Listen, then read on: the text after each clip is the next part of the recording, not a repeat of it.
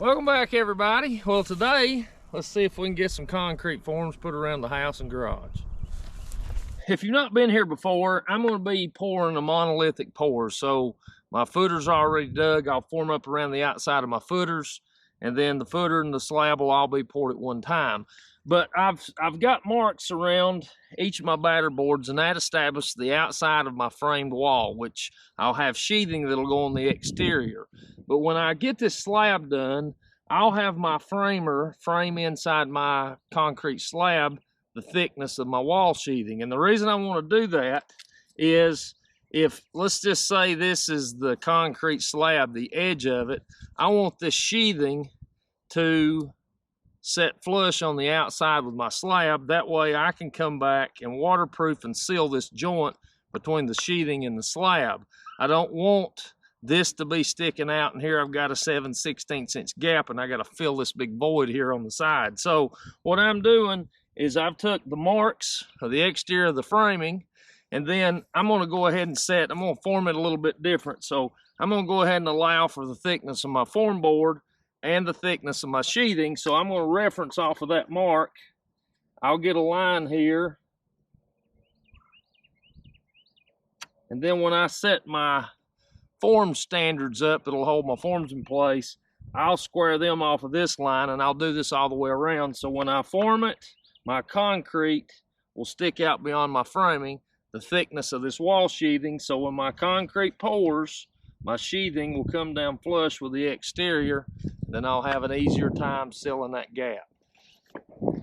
Now, I've made a couple videos of me digging these footers, but I've never said anything about them.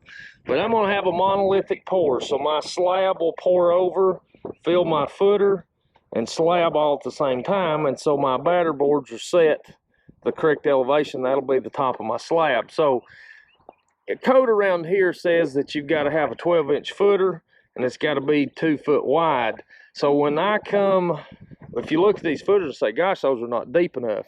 But this pad was cut down to virgin ground, so it's solid all the way around. I could pour a slab on the top of that and probably it would hold, but obviously I'm going to put a footer under my house. So what I've done is, roughly, it's about 6 inches deep. So by the time I come 6 inches up out of my footer, up to the top of my grade board where my slab pours, I'm going to have about a 15-inch deep footer all the way around the house. Now, I've got an 18-inch bucket for the excavator and a 30-inch bucket. So I started to go rent a 24-inch bucket and put it in here, but I wanted a little bit of room to get my form over here.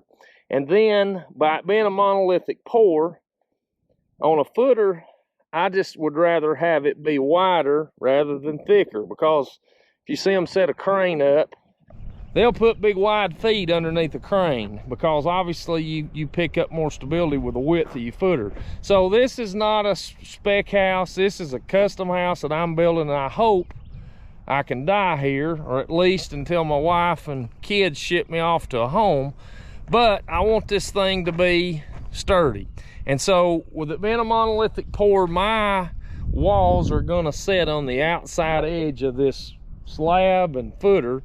And so I'm gonna put plenty of steel in it, but I want that thing to be stable, so I've got a good base for this wall to set on. Is it overkill? Yeah, probably so. But when you look at the amount that I've got here, it's not gonna equate to much more money. And hey, I'll feel like it's sturdy. So that's the thought pattern behind my footers. We'll put plenty of steel in it. We'll tie it out into come out of the slabs, and then we'll tie in steel. So that way we got a good sturdy floor, sturdy footer, and everything will be tied together and sort of work as one unit.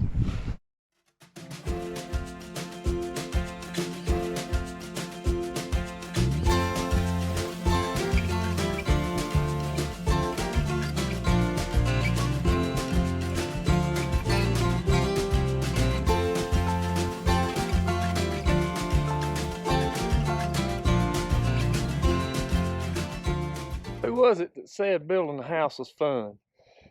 Some of these projects have helped to have an extra set of hands, but hey, they're not available today. But this first side here has sort of been a test run. I want to see how my plan worked out, if you want to call it. But what I'm doing is all this material I'm using, you can call me cheap, but at the price of lumber these days, I just didn't want to buy a bunch of framing lumber to form this thing up, cut it up, and then just have to throw it in the burn pile. So everything here, those will be my studs that I'll reuse.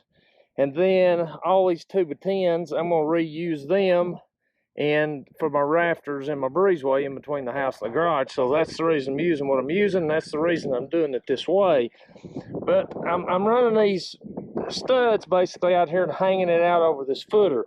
I knew I wanted to cut this back, and some places will be closer than other, but I knew it would hang below ground level, so I needed to cantilever it a little bit. But driving a stake down in here on the edge of that footer and then getting this thing straight and getting it lined up was going to be a little difficult. So I chose to set my line back, and I basically lined up the front of these studs, and then I was able to only worry about getting the right elevation off of this string line. Now this is setting out the width of my sheeting that'll go on it, but as with any lumber, none of it's perfect. So in order to beef this thing up, what I'm going to do is I've got each one of these spaced out the length of a stud, and so I'll pull that line back up here to my edge, and then anywhere a board's bowed, I'll be able to pull that back in, and then I'll screw it to this. So some may say, well, Travis, you're screwing all these screws in out here and you're going to pour your concrete up against it and you'll never get them out. Well, you're right if you said that, but what I'm going to do is vapor barrier will be in here and it'll come down, and I'm actually going to go ahead and wrap my vapor barrier down in the bottom of my footer, and I'll put a separate piece and I'll bring it over to about right here to where it overlaps, but I'm going to bring it up over the top of this and hang it down here, and I'll staple that off.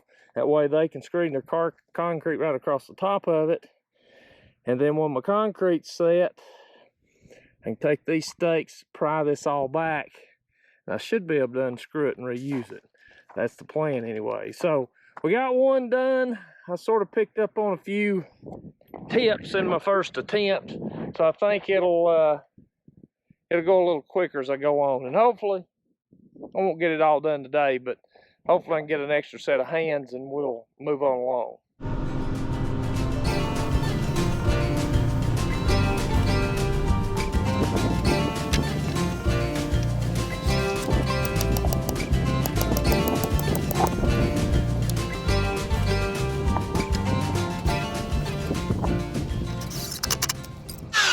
Is this what's going to take the longest? Oh yeah, this is just the kicker of it is if you get this out and it's not square, the building's not square, then we measure for all these pipes coming up through the floor. Well, if the house ain't true, you're measuring off something that ain't true, then good luck to you. Your pipes will be sticking out of the wall about that far. Another thing you gotta be careful of on this stuff, is you don't get this stuff supported good, walls blow out. You got a real big mess.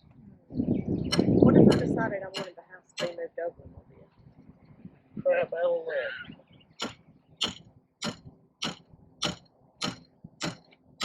I like where it stands.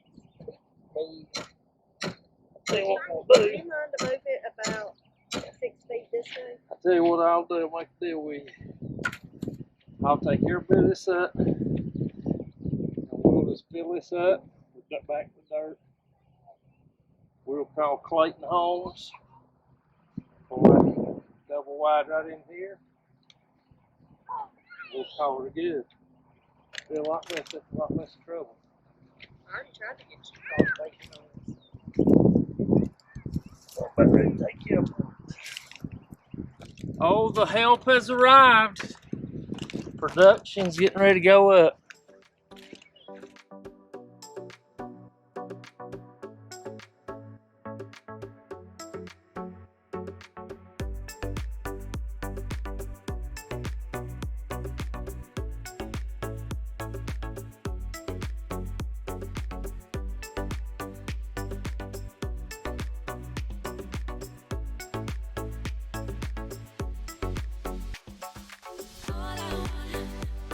All I